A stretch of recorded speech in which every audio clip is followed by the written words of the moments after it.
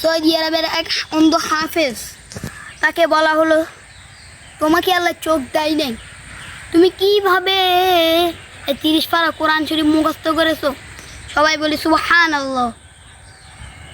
আমাদের চোখ থাকা অবস্থায় আমরা কোরআন তেলাওয়াত করতে পারি না, অনেকজন আছে শুদ্ধ করে পড়তে পারি না।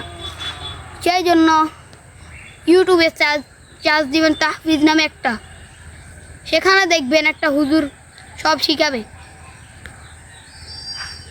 এক একটা হরফের এত অনেক, এক একটা হরফের 10 নেকি করে, সুবহানাল্লাহ। তো বলা হলো তোমাকে আল্লাহ যদি চোখ দেয় তুমি তাহলে সর্বপ্রথম কি দেখবে? অন্ধ হাফেজ বলে আমি আমার মা বাবা কাউকে দেখবো না, আমার ভাই বোন কাউকে দেখবো না, আমার নানা নানি কাউকে দেখবো না, আমার খালা খালু কাউকে দেখবো না।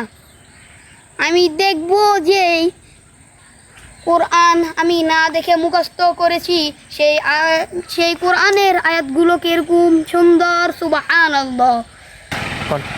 আমাদের বক্তা খালিদ সাইফুল্লাহ আইয়ুবী সাহেব এবং দেলোয়ার হোসেন সাইদিকে 13 বছর জেলে রেখেছে ওই শেখ হাসিনা আজকে এই দেশ ছেড়ে চলে গিয়েছে। আল্লাহ তার বিচার করুক।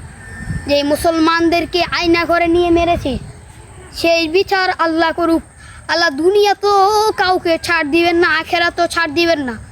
আল্লাহ তুমি তাকে হেদায়েত দান করো, আর যদি হেদায়েত যদি না দান করো তাহলে নমরুদের আগুনে জ্বালিয়ে ছারখার করে দাও, নমরুদের মতো।